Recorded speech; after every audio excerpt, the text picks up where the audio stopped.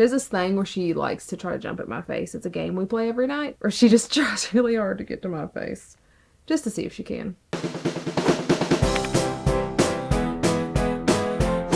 Good morning, Reptilians. Welcome back to the channel. I'm Elle, and this is Elle's Reptiles. This week, we are upgrading a tank, and this specific animal we have not upgraded in about 5 years. I don't know. It's been a very long time due to some minimum size requirements that have been changed. Dexter is going to be moved into a 12 by 12 by 36 tank. Currently, she's in a 12 by 12 by 24. I would have absolutely loved to give her more than the minimum, but this is actually a tank that I have had sitting around for about a year now, I think it's been. This was the Chameleon's old tank. It has been sitting in my tarp garage thing. It has been out there through the blistering hot summer of last year and through the freezing temperatures of winter. And just in case, being out there for a year in those extreme temperatures did not cleanse the tank, I also, before I got started on this process, sprayed it down with Reptile disinfectant, wiped everything out. Before we get started, this video is sponsored by you guys because we're going to be using some of the shop mushroom ledges. These are actually going to be Oops Box mushroom ledges. I like to use Oops Boxes in my tanks. Let's get started. First thing, we are using that tank that I mentioned at the beginning. This tank did pose a bit of a problem for me because it is all screened and we need it to hold in humidity. First things first, we're going to actually get rid of the back wall ventilation, and there's a black board under here and cardboard under that because I don't know how this great stuff is going to react to going through the screen lid. If it adheres onto that piece of PVC in the back, perfectly fine. That's what I'd say.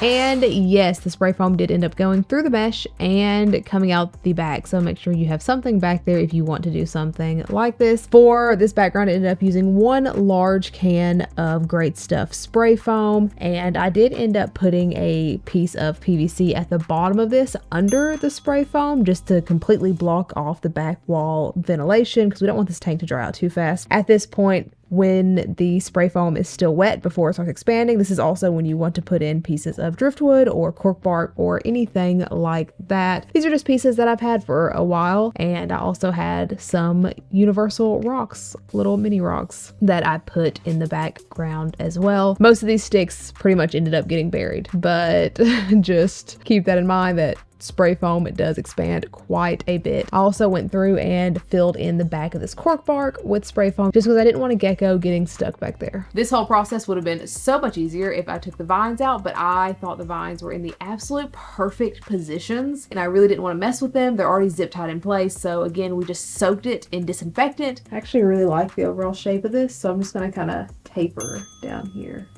And this is the part where you get creative and make this whatever shape you would like it to be. Usually I do a lot of sawing, but I actually really liked how bumpy this one was because Dexter's going to be doing a lot of climbing onto this back wall.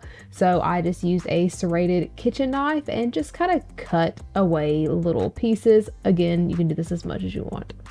Then we move on to silicone. I started this in my bathroom and it was a terrible idea. Even with the bathroom fan on, I thought I was suffocating, so don't do that. For the silicone, you just want to make sure that you are using aquarium safe 100% silicone. This is the black one from Josh's Frogs. I just really like how the black looks over the clear because it really fills in the spaces that the soil might not stick the best to. And you will need a caulk gun. This one came from Home Depot and I think it was only like $2 or $3. For this specific one, you have to actually cut the top part off. There's like a seal and the caulk gun has like a little stabby needle thing that you can pull out and just stab through. This kind you actually have to cut the top off. Sorry it's so out of focus. I did not realize that when I was filming it. But the caulk guns also generally have this little blade cutter thing so that you can cut the top off of the Piper part as well. I am clearly not a professional. I am so sorry. Definitely make sure you are wearing gloves during this. This is about to get very, very messy. You're going to have to like smooth the silicone all out Honestly, you probably should also wear gloves for the spray foam because it also makes a mess. I ruined a pair of pants doing this, so definitely wear gloves. Just kind of work in small sections. You're going to spread that silicone around, and once a section is spread around, you're just going to take the topsoil or eco earth or moss or whatever it is you're using and just kind of push it down into the wet silicone. Even though silicone does take a minute to dry, the soil does kind of stop sticking if it's left to sit for too long, so that's why I say work in sections. Also, make sure you do this in a very well ventilated area. This silicone, any kind of silicone, is very, very strong and it hurts. You can see I'm wearing a mask there. It hurts when you inhale it. Make sure you're doing it in a well ventilated area, and make sure the soil that you're using is really dry. Wet soil is not going to stick as much because water makes silicone cure faster, so it cures before it can stick to the silicone. Also, sorry about the lighting in these shots. I was just sitting directly in front of one of my lights. So sorry about that. After that had dried a bit, I noticed that a couple spots had come loose, which kind of happens when you are packing topsoil into the silicone. Sometimes all the spots don't get covered, but instead of just packing it with more substrate, I actually decided afterwards that I wanted to start filling in the back with moss just to give the background more texture, and I think it turned out really cool. So we have sheet moss from Josh's Frogs and some disposable gloves. And for this one, I didn't want to open up a brand new thing of black silicone. So I just used this 100% clear silicone just to tack the moss up, essentially.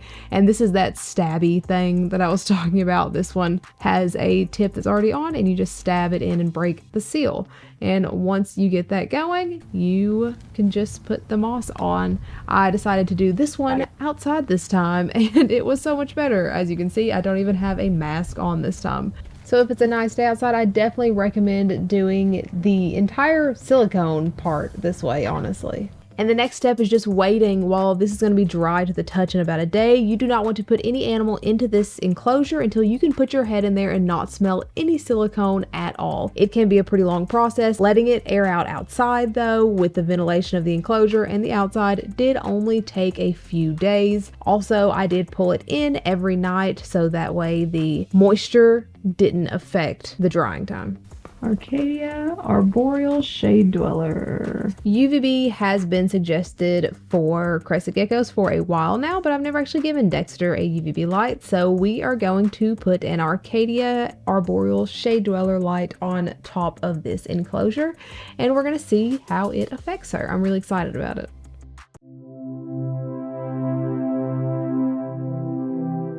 I'm going to sit on this thing. I need you not to panic. I don't know if I can film with you, ma'am. Okay, this was probably a bad idea. Okay. She has this thing where she likes to try to jump at my face. It's a game we play every night, or she just tries really hard to get to my face, just to see if she can.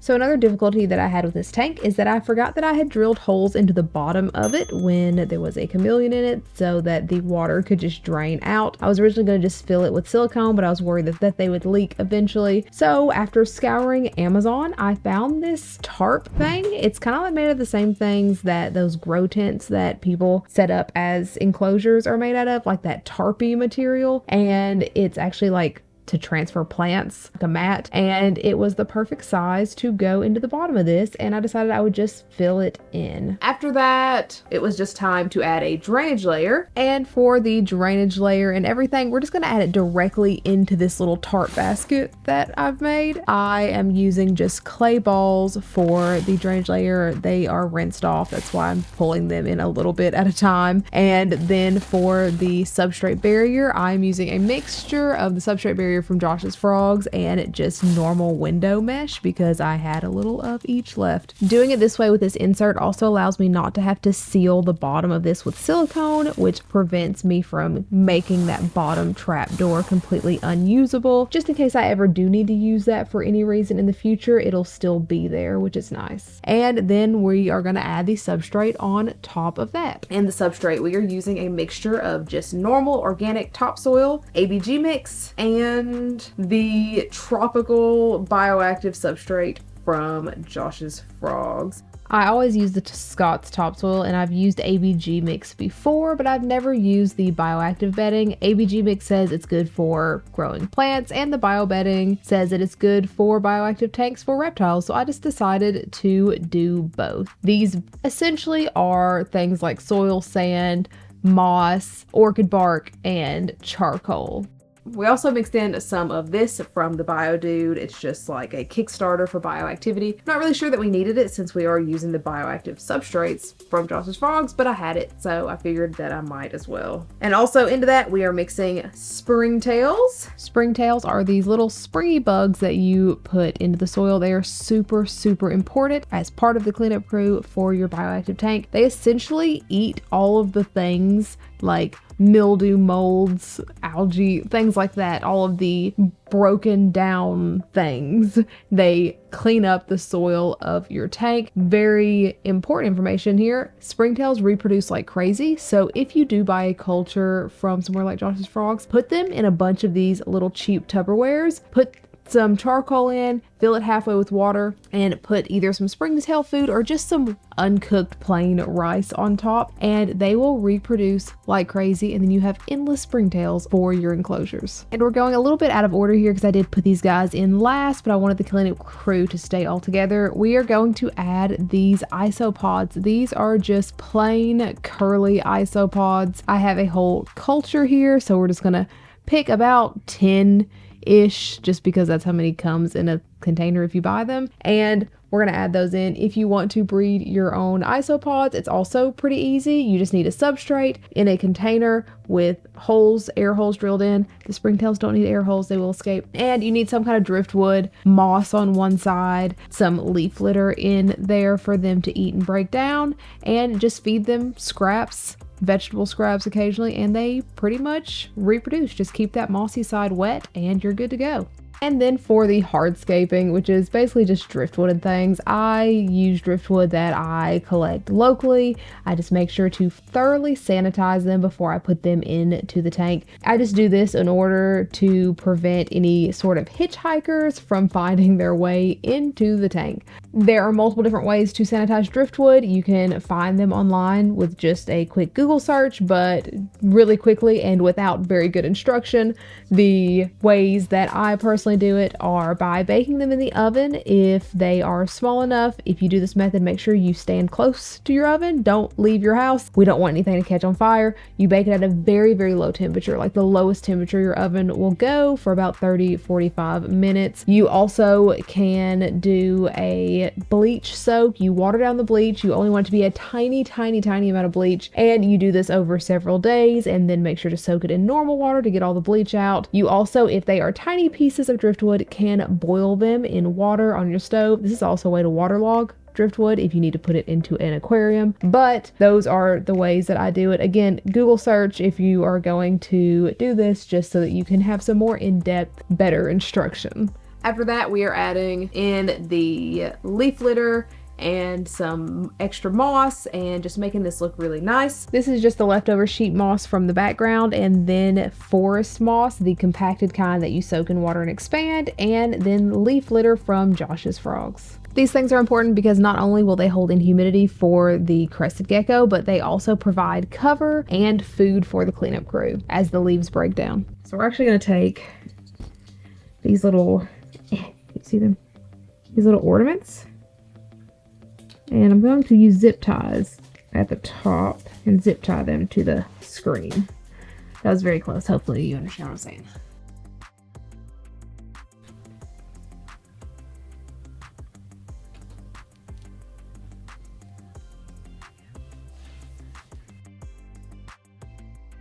One of our climbing mushrooms. This is just the flat bottom one. We have this one and the floating one, but I've stuck a magnet where the suction cup goes. We're just gonna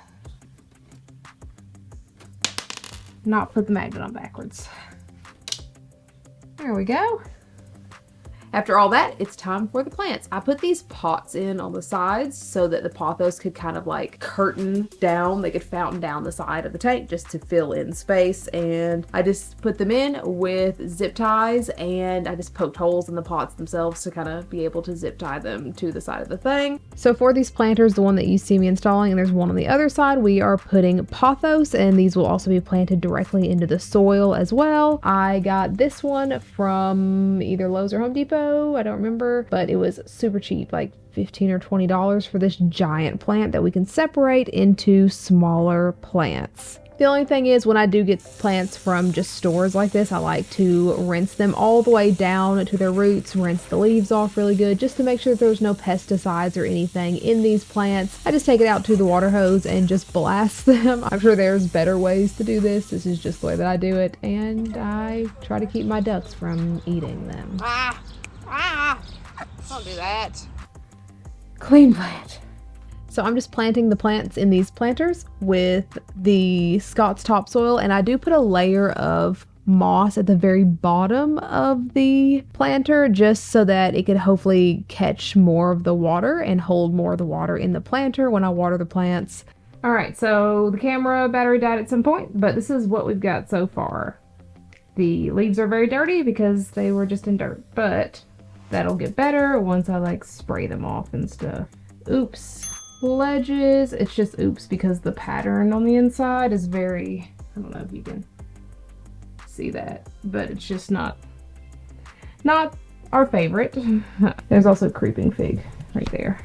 Pothos, that's the one that we propagated. Propagate them and make new pothos and put them in different spots or in different tanks because they grow so well. I read that after propagating in water, a lot of times they do best in just like wet moss. So that's what that is in that one at this moment.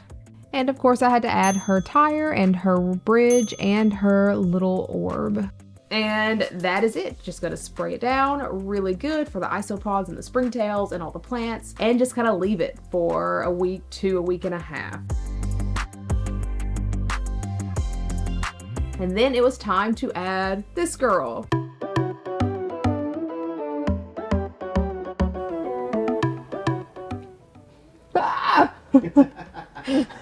Great start. Great start. 10 out of 10.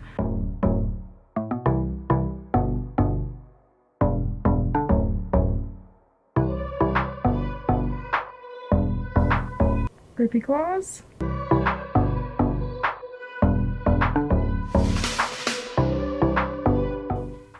My corner looks a little empty, so I might need to put something there.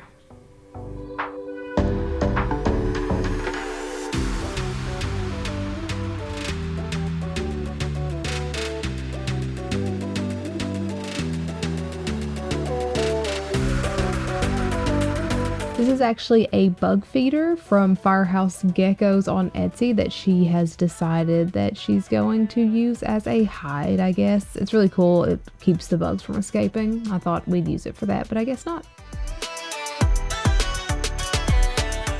I did end up adding a second mushroom on the other side. It's a climbing one there. This is a feeding one just for a little water dish because since this is a screen tank, things dry out faster. So that way she has a water dish and then she still has her food dish. And then I ended up adding a bunch of fake plants to the top right corner, to the back, and to the front right corner just to fill in space while we wait for plants to fill in. But that is it. That is all that I have for this week's video. As I'm recording this, the tank isn't even finished yet. I am just assuming that all goes well. If you have not already, please feel free to follow me on the socials and like, subscribe, and hit that bell for notifications every single time I put out a new video, which is every Sunday, and sometimes I do shorts on Wednesdays. This week's Instagram shout out is here. And this week's subscribe shout is here. Thank you so much for liking and following and subscribing and commenting and sharing and all that jazz. You are the bee's knees. Thank you so much for watching, and I hope you have a fantastic day. Bye. You look so cool. Don't jump. Don't jump. You look so cool. You look like a little Spider-Man. It'd be kind of the worst if I did all this and then it wasn't even foot crap. Dexter's staring at me right now. Like, very aggressively. Can I take you out? Do you want to come out? Or are you going to bite me? You want to come out? So after the whole back. This is supposed to be a voiceover. You're so cute. After that, we are adding. Can I get closer? There we go. Let's get a little closer out of the lights. Oh, you almost got the camera.